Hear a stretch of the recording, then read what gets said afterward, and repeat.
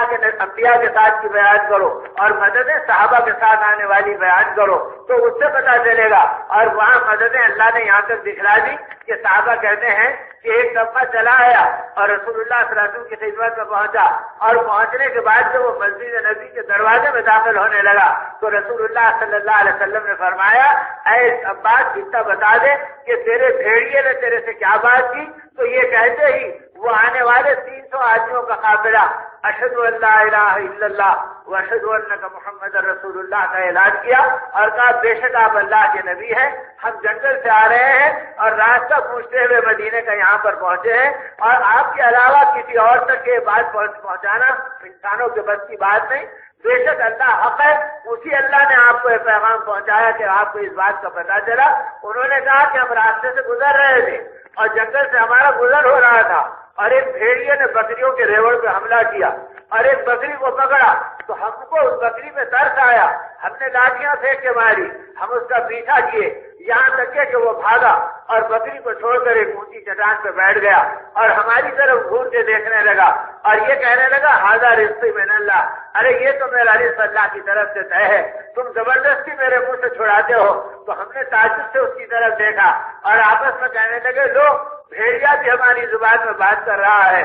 تو اس نے جواب میں کہا اس سے کیا تعجب کرتے ہیں کہ میں تمہاری زبان میں بات کر رہا ہوں, تعجب اس نبی پہ کرو جو زمین پہ بیٹھ کر آسمان کی خبریں دیتا ہے, جن کا نام محمد الرسول اللہ ہے, جو مسجد نبی کے اندر بیٹھتے ہیں اور لوگ ان سے آ کے حق کو حاصل کرتے ہیں. تو وہاں سے ان کے اندر ولولہ پیدا ہوا. انہوں نے قافلے کو جمع کر کے اس واقعے کو سنایا.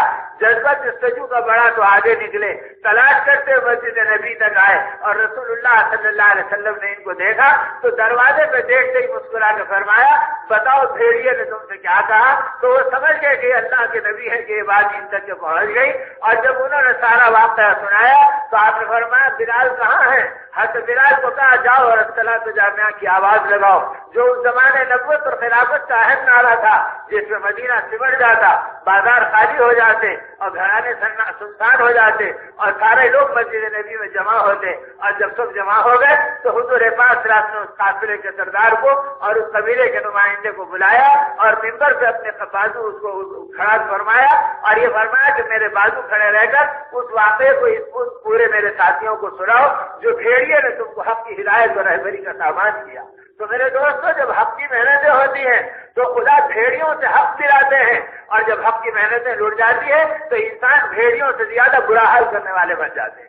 تو یہ سارے اسباب اللہ کے نبی صلی اللہ علیہ وسلم نے امت کو دکھلا دیے اور سمجھا دیے تاکہ یہ امت ایمان کے کام کو اپنا کام بنائے اور اللہ کے خزانوں سے لینے والی بن جائے. اور اس کے لیے دعا کی طاقت دی گئی کہ نمک کے کنکر سے لے کے جنت الفردوس تک جس چیز کی ضرورت پڑے تم اپنے اللہ سے مانگنے والے بنو. اتنا یقین اتنا مزاج امت کا بنا کہ ابو عبد الرحمن ابن عوف رضی اللہ تعالیٰ عنہ اب اس کو کہہ رہے ہیں اور وہ بیچارہ گستاخ و بے باک اور یہ مذاق میں اور ٹھٹے لگا رہا اور یہ کہہ رہا کہ عبد الرحمن تم ایسے ڈرا رہے ہو جیسے پہلے انبیاء اپنی امتوں کو ڈرایا کرتے تھے اور لوگوں کو چوکایا کرتے تھے. یہ کہہ کر اس نے گستاخی کے بول پھر بولے. حضرت عبد الرحمن ابن عوف سے رہا نہیں گیا, آپ نے اپنے کاندھے کے کپڑے کو کھینچا اور وہی مدینے کے بازار میں پھیلایا اور 2 رکعت نماز پڑھ کے ہاتھ اٹھائی اور فرمایا اے اللہ اگر عثمان ولی آپ کی بارگاہ کے اندر محبوب ہیں تو اس بدبخت کو وہ عذاب دے اور اس سزا میں مبتلا فرما جس کی عبرتناک انجام دنیا اپنے آنکھوں سے دیکھ لے. ابھی یہ دعا میں مشغول ہے. صحابہ کہتے مجمع میں بھگدڑ مچی اور لوگ ادھر ادھر بھاگنے لگے. کیا بات ہے؟ تو کہا کہ ایک اونٹ دکھتا ہوا آ گیا اور وہ لوگوں کے بیچ میں چکا رہا ہے اور لوگ گھبرا کے ادھر ادھر ہو رہے ہیں. وہ کسی کے پاس نہیں آیا, وہ سیدھے اس گستاخ کے پاس پہنچا, اس کی کھوپڑی کو اپنے منہ میں پکڑا اور اٹھا کے اس زور سے پٹکا کہ اس کا بھیجا ایک طرف ہو گیا اور ہڈیاں ٹوٹ کے بکھر گئی. لوگ آ کے کہنے لگے عبد الرحمن اللہ کے لیے اپنے ہاتھ گرا دو, خدا نے تمہاری دعا کو قبول کر لیا اور عبرت کا نظارہ ہمارے آنکھوں کو دکھلا دیا. اس وقت آپ نے اپنے چہرے پہ ہاتھ پھیرا, فرمایا بتاؤ کیا ہوا؟ تو کہا یہ ہوا اور سارا واقعہ سنایا. تو اس امت کو حضرت محمد رسول اللہ صلی اللہ علیہ وسلم نے اللہ سے لینے والا بنایا تھا، گھر گھر کا بھکاری نہیں بنایا اور در در کا محتاج نہیں بنایا اور ہر چوکھٹ سے سجدہ کرنے والا نہیں بنایا اور ہر قائد کے سامنے اپنے آپ کو دم توڑنے والا نہیں بنایا۔ یہ تو قیامت دعوت کی محنت کے چھوٹ جانے سے اور ایمان کی طاقتوں کے لٹ جانے سے اور یقین کی دولت کے کھو جانے سے زندگی کے اندر آ گئی کہ پہلے تو اعمال رہے نہیں اور جو اعمال رہے وہ انتہائی کھوکھرے بن گئے۔ اب اس کے نتیجے میں اعمال کی طاقتوں کا پتہ خود عمل والے کو نہیں ہے تو غیروں کو اس کے راستے کا کیا اندازہ ہوتا۔ اتنے مزاج کی تربیت کا سامان حضرت محمد رسول اللہ صلی اللہ علیہ وسلم نے فرمایا کہ حضرت مولانا صاحب رحمۃ اللہ علیہ اس واقعے کو ذوق سے سناتے تھے۔ حیات صحابہ میں موجود ہے کہ جس وقت حضرت عمر رضی اللہ عنہ کے زمانے میں علائے حضرمی رضی اللہ عنہ کے ساتھ ایک جماعت اللہ کے راستے میں نکلی اور 300 صحابہ آپ کے ساتھ میں ہیں اور حضرموت کے علاقے سے گزر ہو رہا ہے اور راستہ بھٹک گئے، پانی ختم ہو گیا، اونٹ پریشان ہو گئے اور بے چین ہو کے پوری رات اپنے اونٹوں کو دوڑاتے رہے۔ ایک جگہ تھک ہار کر اپنے اونٹوں کو روک لیا اور خود اتر کر بیٹھ لیٹ گئے۔ اچانک اس تھکاوٹ کے اندر آنکھ کا ڈھکولا لگا، تھوڑی دیر میں آنکھ کھلی تو سارے جانور غائب تھے، اونٹ میں تھا جو سامان کے چلے گئے۔ عرب کے بالکل جنگل و بیابان میں پڑے ہیں اور حلق میں ان کے کانٹے لگے ہوئے ہیں۔ صحابہ کہتے ہیں دو موتیں ہمارے آنکھوں میں گھوم رہی تھی، ایک موت ویسی کہ اس وقت ہم اللہ کے راستے میں نکلے ہوئے ہیں اور پانی گئے کہ خطرہ نہیں ہے اور سواریاں ہماری غائب ہے کہ ہم کہاں پہنچے اور کدھر پہنچے۔ اتنے پہلا حضرت رضی اللہ عنہ نے صحابہ کو دیکھا تو اللہ کی حمد و ثنا بیان کی اور فرمایا لوگوں فجر کی نماز تیمم سے پڑھ لو اور اس کے بعد میری بات کو سنو۔ تیمم کر کے فجر کی نماز پڑھائی ہے اور پلٹ کے صحابہ سے فرمایا بتاؤ ہم ایمان لائے بھی لائے؟ فرمایا بے شک ہم ایمان والے ہیں۔ کہا ہم اللہ کو ہم جانتے نہیں جانتے؟ کہا بے شک جانتے ہیں۔ کہا محمد رسول اللہ صلی اللہ علیہ وسلم کی رسالت پہ ایمان ہے نہیں ہے؟ فرمایا بے شک ایمان ہے۔ فرمایا اللہ کی مدد حق ہے نہیں ہے؟ فرمایا بے شک حق ہے۔ فرمایا آؤ اللہ سے مانگیں گے۔ اب ہاتھ اٹھا کے دعا مانگنی شروع کی۔ اب دعا کے اندر اس قدر بے چین ہوئے کہ ابھی دعا ختم نہیں ہوئی کہ بادل سمٹ کے آ گئے، موسلادھار بارش ہو گئی، اتنا پانی آ گیا کہ صحابہ کہتے ہیں کہ اس پانی کے اندر ہم کود پڑے اور نہانے لگے اور گویا ہوتے کھانے لگ گئے۔ اس طرح پانی کے ڈبرے جمع ہو گئے اور اس پانی کے اندر تھوڑی دیر کے اندر جہاں پانی ہوتا ہے جانور آتے ہیں، سارے جانور ایسے آ گئے جیسے کوئی ہاتھ کر ان کو لایا اور میں ساز و سامان کے آ گئے۔ تو صاحب نے فرمایا بتاؤ اللہ نے ہماری دعا کو قبول کیا یا نہیں کیا اور ہماری ضرورتوں کو پوری کیا یا نہیں کیا؟ تو اس طرح میرے دوستوں اور میرے بزرگوں امت کو رسول پاک صلی اللہ علیہ وسلم نے اللہ سے لینے والا بنا کر اس دنیا سے رخصت ہوئے تاکہ یہ امت اللہ کے غیر کی محتاج نہ بنے اور اپنی زندگی کی ضرورتوں میں اللہ پر نگاہ کو جما لے اور اللہ کی مرضیات کی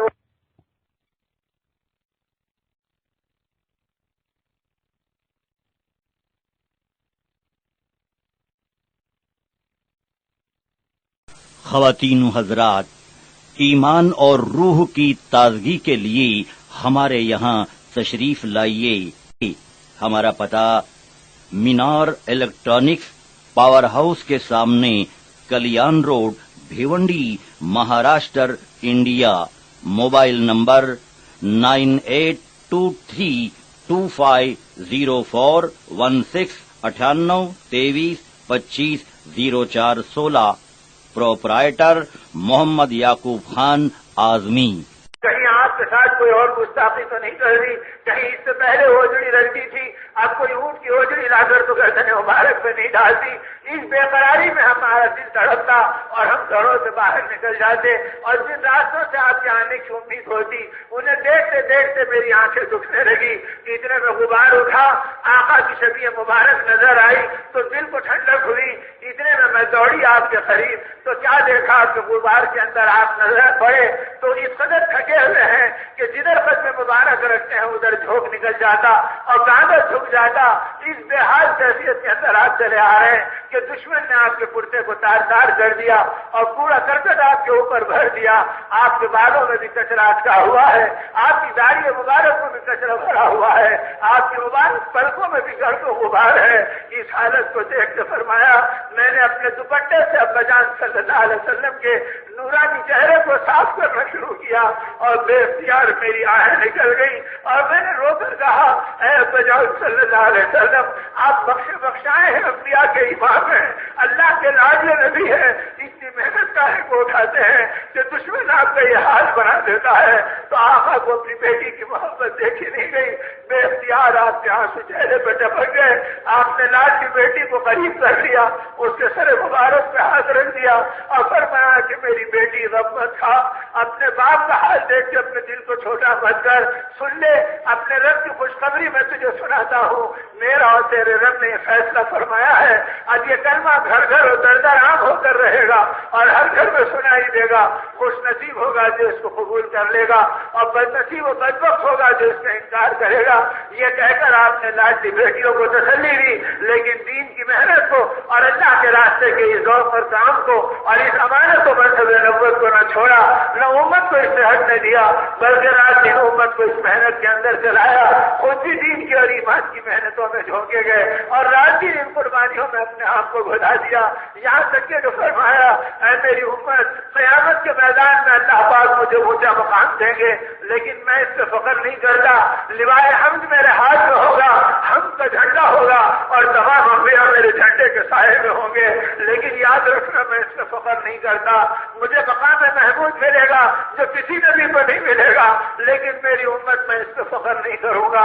اگر فخر کروں گا تو تمہاری کثرت میں کروں گا کہ 40 صفوں میں پوری امتیں ہوں گی اور 80 صفوں میں میری اکیلی امت قیامت کے میدان میں ہوگی، میں تمہاری کثرت پہ فخر کروں گا۔ تو آقا کس کثرت پہ فخر کریں گے؟ آج کتنے مرنے والے ہیں جن پہ انگلی رکھ کے کہا جا سکتا ہو یہ بھوکے کا جنازہ ہے، یہ ننگے کا جنازہ ہے، یہ پیاسے کا جنازہ ہے، کہ پانی کے نہیں ملنے کی وجہ سے مرا ہے اور کھانے کے نہیں ملنے کی وجہ سے مرا ہے، اور کتنے جنازے ہیں جس پہ انگلی رکھ کے کہا جا سکتا ہے یہ بے نمازی کا جنازہ ہے، یہ زانی کا جنازہ ہے، یہ شرابی کا جنازہ ہے، یہ جواری کا جنازہ ہے۔ تو آقا کس امت کو دیکھ کے خوش ہوں گے اور کس امت کے طبقے کو دیکھ کے اس دن آپ کا دل دکھے گا اور آپ کو بے چینی اور بے قراری ہوگی۔ وہ آقا فرماتے ہیں اس دن مقام محمود آئے گا، میں اللہ کے انعام کا انکار نہیں کروں گا، لیکن میری امت تمہاری محبت میں بیٹھنے سے گھبراؤں گا۔ اگر مجھ کو وہ اڑا کے جنت میں پہنچا دے اور تم باہر رہیں تو تمہارے نبی کو تمہارے بغیر کیا مزہ آئے گا۔ میں اللہ کی نعمت کا انکار نہیں کروں گا، ہاتھ رکھ دوں گا، سجدے میں گر پڑوں گا، اور وہ اولین و آخرین میں سے آج تک کسی نے اپنے مولا کو اس لاڑو پیار سے نہیں پکارا جن پیارے ناموں سے میں اللہ کی رحمت کو للکاروں گا اور ان کی رحمت کو پکاروں گا، یہاں تک کہ ہم تعالیٰ کہیں گے یا محمد ارفع راسک، اے نبی سر اٹھائیے اور مانگیے کیا مانگنا چاہتے ہیں، تو میں تڑپ جاؤں گا اور سر نہیں اٹھاؤں گا اور کہوں گا مولا کیسے سر اٹھاؤں، ابھی میری امت کا فیصلہ باقی ہے، میں کیسے آپ کے سامنے سر اٹھا سکتا ہوں۔ آقا کی رحمت جوش میں آ جائے گی، ادھر انبیاء دروازے جنت پہ پہنچ جائیں گے، داروغ رضوان سے آدم صفی اللہ کہیں گے کہ رضوان دروازہ کھولو، تو کہا جائے گا کہ جنت میں اللہ کا مہمان خانہ ہے جس کی افتتاح محمد رسول اللہ صلی اللہ علیہ وسلم کے ہاتھوں سے ہوگی، اور جب تک آپ نہیں آئے نہیں کھلے گا۔ آدم صفی اللہ انتظار کریں گے، نور نبی اللہ انتظار کریں گے، ابراہیم خلیل اللہ انتظار کریں گے، موسیٰ کلیم اللہ انتظار کریں گے، اور ہر ایک پہنچ کے پوچھے گا آخر اتنی دیر کیوں ہو گئی کہ محمد رسول اللہ ابھی تک نہیں آئے صلی اللہ علیہ وسلم۔ تو اس وقت کہا جائے گا آپ امت کے بخشوانے میں بے قرار ہیں اور امت کے لیے بے قرار ہو رہے ہیں۔ میرے دوستو، جس دن سگی ماں اپنے پیٹ کی چہیتی اکلوتی اولاد کو نہیں پہچانے گی، آپ ہم گناہگاروں کو ڈھونڈیں گے اور ہم خطاکاروں کے لیے بے چین ہوں گے، اور آج ان کا دین ہمارے دروازوں پر آ رہا ہے۔ فقیر پکارا تو ہم پلٹ کے دیکھ رہے ہیں، راستے کے اوریاں تقاضے پکارے تو ہم بے حیا اور ننگے تقاضوں کی طرف امت کا ایک طبقہ جا رہا ہے، اور نہیں جا رہا تو نبی کے مطالبے کی طرف نہیں جا رہا اور ایمان کے تقاضوں کی طرف نہیں جا رہا اور آقا کی محبت کی طرف نہیں جا رہا۔ یہ دعوت کا پیغام خدا کے غضب اور قہر کو ٹھنڈا کرنے کا پیغام ہے۔ خدا کا خیر خدا کے غیروں کی طرف اور خدا کے دین کے دشمنوں کی طرف پلٹ جائے اور خدا کا رحم اس امت کی طرف آ جائے، اس لیے کہ وہ کریم ہے۔ علماء نے لکھا ہے کہ اللہ جواد بھی ہے اور اللہ کریم بھی ہے۔ جواد اس کو کہتے ہیں جو مانگنے پہ دیتا ہے اور کریم اس کو کہتے ہیں جو بے مانگے دیتا ہے۔ تو وہ کریم جو بے مانگے عطا کرنے والا ہے، وہ کہہ رہا آؤ میرے کام کو اپنا کام بنا لو، میرے نبی کے پیغام کے سائے میں آ جاؤ اور اپنی زندگی کا مقصد حیات بنا کر میرے خزانوں سے لینے والے بن جاؤ۔ اللہ اپنے کرم کرم سے اس راستے پہ ہم کو ڈال دے اور دین اور ایمان کی محنتوں پہ ہم کو کھڑا کر دے اور آخرت کی فکروں پہ ہم کو چلا دے اور عالم کے حالات اپنے کرم سے بدل دے اور زمانے کے قارون کو دھسا دے اور زمانے کے فرعونوں کو ڈبو دے اور اللہ اپنے زلزلے اور قوت قہاریت اور جباریت کو دکھلا دے اور اللہ اپنے رحم و کرم و بخشش و عطا کی دولت میں اور جود و سخا میں ہم کو ڈبو دے اور ہماری زندگیوں کو ایمان کے کاموں میں قبول کر لے تاکہ ہم کو اپنا کام اور مقام سمجھ میں آ جائے اور ہم اپنی محنتوں پہ جم جائیں. اس کے لیے اللہ نے ایک محنت دی, ایک پیغام دیا. ہم تعالیٰ موت تک ہم کو ثابت قدم رکھے اور اللہ قیامت تک ہماری نسلوں کو استقامت اور اخلاص کی دولت دے اور اتفاق کے ساتھ خدا ہماری زندگیوں کو چلا دے. اس کے لیے میرے دوستوں اور میرے بزرگوں, ہمت کر کے اللہ کی نسبت پر اور آخرت کی بنیاد پر اپنی جان و مال کو اللہ کے راستے میں لگانا اور اللہ کے راستے کو اپنا کام بنانا اور اللہ کے راستے کو دینے کا نہیں لینے کا راستہ سمجھنا اور ان کی شان کے مطابق ان کے خزانوں کو اتروانے کا راستہ سمجھنا. اس یقین کی دولت کے لینے اور بانٹنے کے لیے ایک پکار لگ رہی کہ خدا ہماری جوانی اور بڑھاپے پہ رحم کر دے اور ہماری نسلوں کے کرم کے دروازے کشادہ کر دے. اس کے لیے میرے بھائیوں اور میرے بزرگوں, خواتین و حضرات, ایمان اور روح کی تازگی کے لیے ہمارے یہاں تشریف لائیے. ہمارا پتہ مینار الیکٹرانکس پاور ہاؤس کے سامنے, Kalyan road, Bhiwandi, Maharashtra, India. Mobile number 9823250416 9823250416. Proprietor Mohammad Yaqub Khan Azmi.